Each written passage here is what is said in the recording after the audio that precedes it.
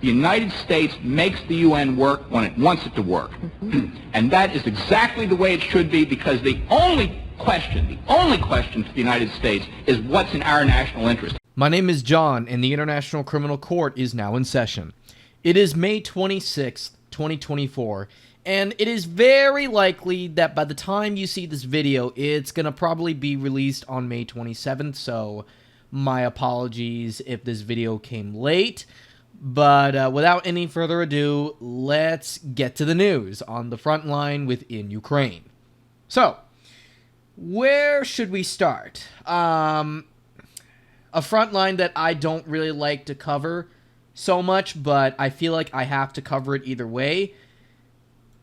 And yeah, this is the Krynki front, which is in Kherson Oblast in left bank Ukraine.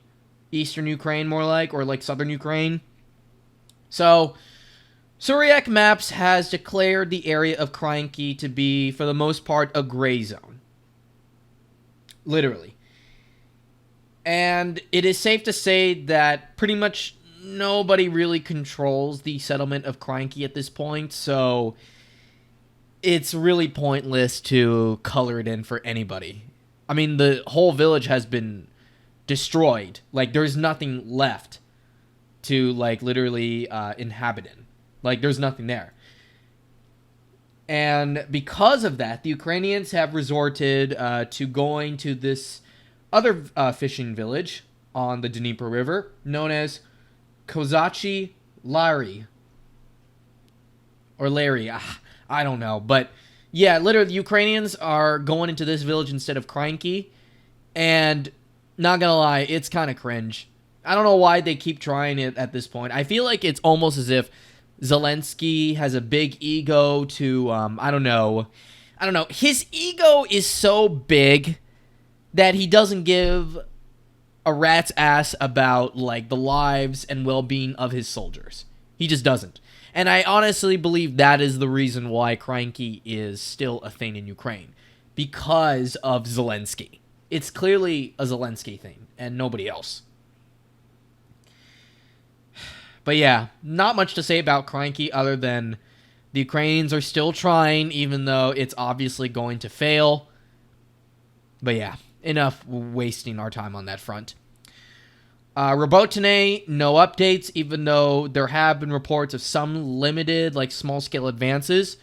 But the village is under Russian control, and yeah, as of right now, there's a lot of, like, shelling on Orkiv and on its neighboring outskirts, like Novoandrivka and Novodenlivka.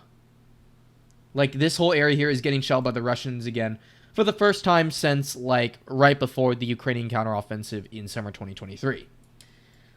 I even heard Pitajaki might become contested again in the future, because there have been reports of some bombings on the village, and I wouldn't be shocked if that happens.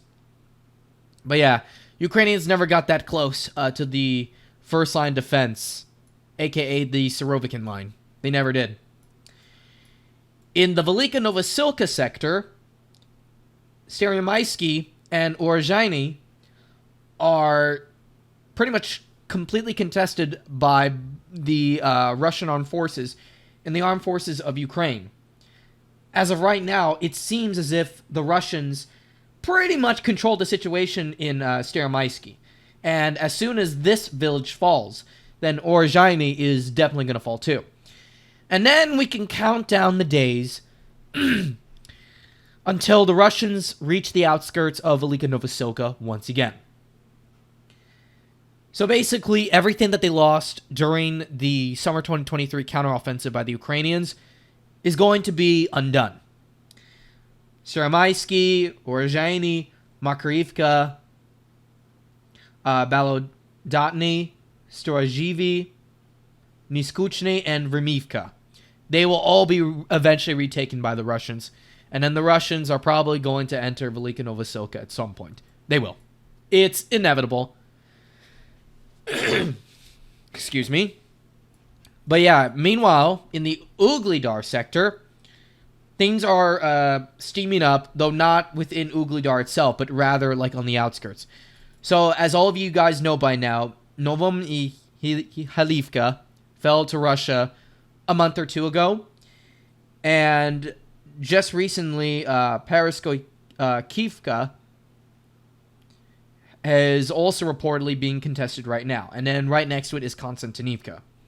Now, if these two villages fall, Konstantinivka and Pereskoivka, like if they both fall to the Russians, then the Russians will effectively have control over like the road going to Ugledar. And then they can finally attack the town again. Like they can actually go for it again. Though I don't know if that's actually going to happen. I wonder if they're going to go for this strip here. And then Vodani and Boho Yanivka. I can't pronounce any of these names correctly. But yeah, so let's just say they take this whole strip of area like here within the southern Donetsk Oblast. Then you can definitely talk about the Russians trying to go for Ugledar again. But I wouldn't be shocked if after taking Konstantinivka that the Russians do try again in taking the town from the Ukrainians. Though it's not certain because Ugledar is literally on the high ground. And it also doesn't help that there's a lot of open fields here, which could cause major problems for the Russian troops. In fact, they tried to take Ugledar from a conventional sense, and it flopped. And I doubt they're going to try it again. But yeah. But meanwhile, yeah, nothing going on in Georgivka or Georgivka. Krasnogorivka seems to be entering the final stretch of its battle. The Russian troops are now in the literal center of the town, and they're also entering the commie blocks here. All these commie blocks. As soon as all these fall, along with this hospital right here, the Russians control Krasnogorivka. The Ukrainians are not going to stay in the low land residential areas. They're going to flee. That's it. Once those commie blocks fall, the battle for Krasnogorivka is over. It's done. But yeah, Russians are advancing Krasnogorivka. And then in the Orcharitine / Adivka front, the Russians are advancing quite well. They just took the village of Umanske, and it allows them to cross this river here. And the Russians will soon contest for the village of Yasno Borivka. And by taking this area here, they will not have only secured Nataliove, but they will also have secured Krasnogorivka down here too. And it will also gain them access to this strip here that's quite urbanized, full with commie blocks. But I don't expect the Russians to go there just yet. But if they take this area here, then they will have access to Seladove and Kharkove. The Russians have also taken the village of Arkhanhelsky. And if anything, it makes Orcharitine more secured from AFU attacks.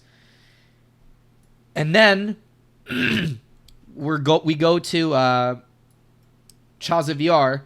This is literally like the main battle on the Donbas, like right now. The Russians are slowly but surely advancing in the vicinity of Chasiv Yar. They're fighting for the commie blocks right now, and they've already taken control of the Dakas, and Russians are also contesting for the village of Kalinia. And by taking this, they will have basically encircled northern Chasiv Yar, northeastern Chasiv Yar, more like. And speaking of Chasiv Yar, the Russians have recaptured everything that they lost during last year's summer counteroffensive in this sector too, in the Artyomovsk / Bakhmut Salient, sorry about that. And this includes the recapture of Andriivka and Klishivka. Now, for those of you who don't remember, there was this battle for Klishivka before Artyomovsk fell to Russia. And by capturing Klishivka, the Russians had high ground over Bakhmut, or Artyomovsk. And once they lost Klishivka, then this road here that was connecting, I guess, Horlivka to Artyomovsk was not safe. But now that Klishivka is back under Russian control for the first time since September 2023 of last year, along with Andriivka, this road can now be used by the Russians again. Though, obviously, there's still some things to clear here. And also, you got to do something about the train tracks here as well. I mean, it's not easy for the Russians in this part. And this is also likely going to be the final part of the whole front line in Ukraine, where the old 2014 fortifications, which were set up 10 years ago, will still stand. And this is what we like to call the Toretsk, New York, front here. In fact, I wouldn't be surprised if the Russians will eventually try to encircle this area as soon as Chasiv Yar falls, because once Chasiv Yar falls, they will basically make life a living hell for the residents of Konstantinivka, but also for the residents of Druskivka as well. Now, as for the Slovyansk and Kramatorsk, I don't necessarily know if it's going to really change anything there, but as one of my friends said, Chasiv Yar is a speed bump, and if Chasiv Yar were to fall to Russia, then it's going to trigger like some sort of like a domino effect in the area. But yeah. I don't honestly know if there really is going to be a battle of New York and Toretsk. I really don't know, but time will tell. But Russians are advancing in Chasiv Yar, and Artyomovsk/Bakhmut is pretty much now secured from Ukrainians for good, now that Ivanivsky, Klishivka, Andriivka, and Karamove are now under Russian control, especially Bogdanivka. I mean, now that this whole area is under Russian control, Bakhmut is pretty much now secured for the Russians. Next up, we got a very unusual place. Now, this has been contested by both the Russians and the Ukrainians for years now, like 2 years. Bilohorivka or Bilogorivka. So, Syriac Maps has disputed the claims that this village or town was literally taken by the Russians. And I think it has now recently come out with geolocations and such, because before, all of this was all blue, all like under AFU control. But now, thanks to geolocations on Telegram and such, like provided by the Russians themselves, they now have provided proof that they control a portion of Bilogorivka. And it's only a matter of time before the area falls, but they have to capture these high hills if they want to cement their control over Bilogorivka. But yeah, the Russians are advancing in this area, and it's probably going to be in June when they take full control of it. So yeah. But yeah, nothing really to say much there, other than the battle for Bilogorivka could be coming to an end after 2 years, which is one of the more insane and most unusual battles of the whole war by far. But yeah, it's going to fall to Russia in June, most likely. All right, next up. Ukrainians are holding off the Russians in the Terny area, but they haven't been, the Russians have not been able to advance there because Ukrainian defenses are just too strong here. Just way too strong. And then we got some news in the Lugansk direction. So apparently the Russians are advancing on a couple villages. Horivka and Makivka are both being advanced upon by the Russians. So this strip of land here could be taken by the Russians this summer. And I believe the Russians' goal this summer is to restore complete control over not just the Lugansk Oblast, but also over the left bank of the Oyskoy River. And this leads me to the captures that have just been recorded in Kharkiv Oblast by the Russians.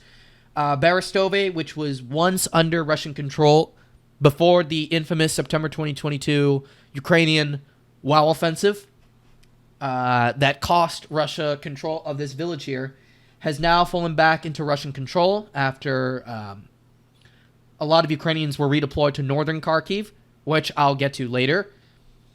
And then the Russians also took control of Ivanivka. And it's very likely that Stepova Novosilivka will likely fall to Russia too. And once you get this village out of the way, and maybe Pishchain too, which is a very tiny settlement. You then have a lot of like empty fields like to walk all over. There's not much that the Ukrainians can really do, like to stop sort of like a sizable Russian advance. But then the Russians, though, would then have to take the village of Peropavlivka in order to get to Kupiansk. And then they would have to take Podoli and Kucherivka. Now, I don't personally think that the Russians' goal is to take Kupiansk, like right bank Kupiansk in a conventional sense, because the only way that's going to happen is if they come down from the border. And I'll get to that sooner than later. But I do think that their goal is to retake left bank Kupiansk, which is Kupiansk, Vuzlovi. Kupiansk, Luzovi. But yeah, I believe that the Russians eventually, and as far as I'm concerned, are about to do a major breakthrough in this area within Kharkiv Oblast. And that would be a huge boost, because if they were to reach the left bank of the Oyska River, the Russians will have basically access to basically a good chunk of Kharkiv Oblast again. Though, however, I don't think that's going to be too necessary after what you're about to hear. Okay? So, here we go. Northern Kharkiv Oblast. The Russians and the Ukrainians are still fighting tooth and nail for the town of Volchansk. Majority of the town, like 70% of it or so, is still under Ukrainian control. The northern part of the town is tightly contested. There's a lot of disputes on how much control the Russians really have of the area. I mean, it appears that the Ukrainians still control the downtown, like, Citadel area where all these commie blocks are. Though, I don't know. I think in Military Summary's video, like, Dima, his map had them controlling around this much or so. But the Russians apparently, as of right now, control this much. So this would constitute for around, like, 25% of Volchansk. And even though rumors of the Ukrainian counterattack are still very much alive, there's no like indication whatsoever that they are going to launch said counteroffensive. Even though Dima said in his video that the Ukrainians were concentrating their troops in this town here, Bili Kolodiaz, and then they would then counterattack the Russians in this area here. But from what I understand, the Russians are using this area sort of like as a trap. I mean, I don't know if they're going to remain in this portion of Kharkiv. For all I know, they might just withdraw again, like they did in September 22, with the whole Ukrainian WoW offensive and such. And from what I understand, it's like 38,000 Ukrainians versus like 14,000 Russians in northern Kharkiv or Kharkov Oblast in eastern Ukraine. And if this number were to be true, then I honestly think the Ukrainians had fell for a trap by Russia. Because all I've been hearing, like coming out of these areas, like in the Lipsy sector and in the Volchansk sector, is that it's been non-stop FABs getting dropped on these areas. Thousands of Ukrainian men are dying every day or being like crippled beyond repair. And it's all going according to plan for Russia. At least that's what I know. And also, in other news, this is all speculation and rumors, by the way, so take this with a grain of salt, but apparently the Russians are going to launch an offensive in the Sumy direction, in which they would try to take, I guess, one of the, try to take a portion of, I guess, Sumy, but also taking another portion of northern Kharkiv, too.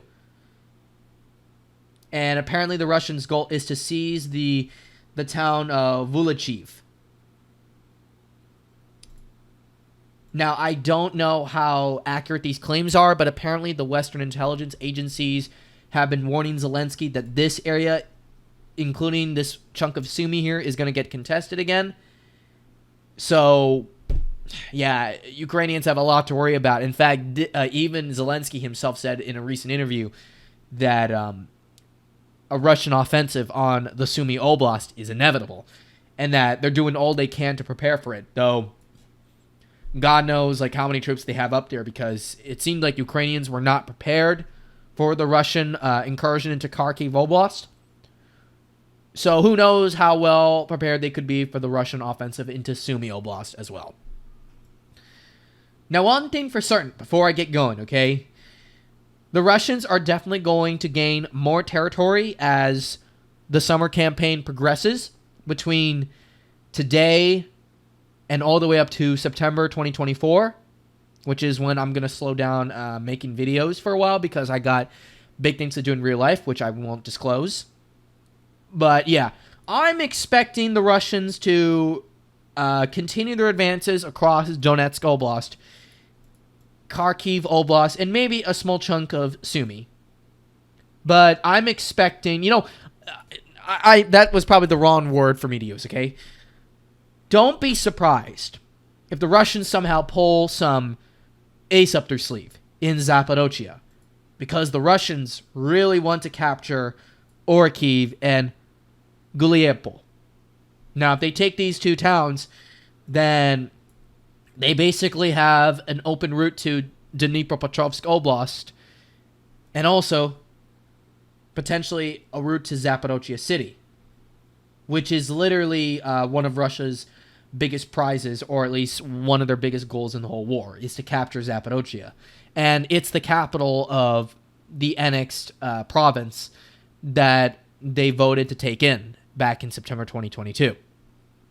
So yeah. But yeah, that's all I got to say for today's video, everybody. So tell me in the comment section below what you think of the recent advances by Russia. And also, before I get going, I just want to point out that this will likely be my very last video with the PC that I currently use right now, because the internet adapter no longer works consistently anymore. So I'm definitely going to retire it after the production of this video when it comes out. And yeah, so I apologize if there was any delays, because this thing's Wi-Fi adapter is cooked. And yeah, so again, tell me in the comment section below what you think of the recent advances by Russia, and give me any predictions, if you can, for how the summer campaign between today and September 2024 is going to go. So I hope to see you guys all next time, and stay safe. Have a good one.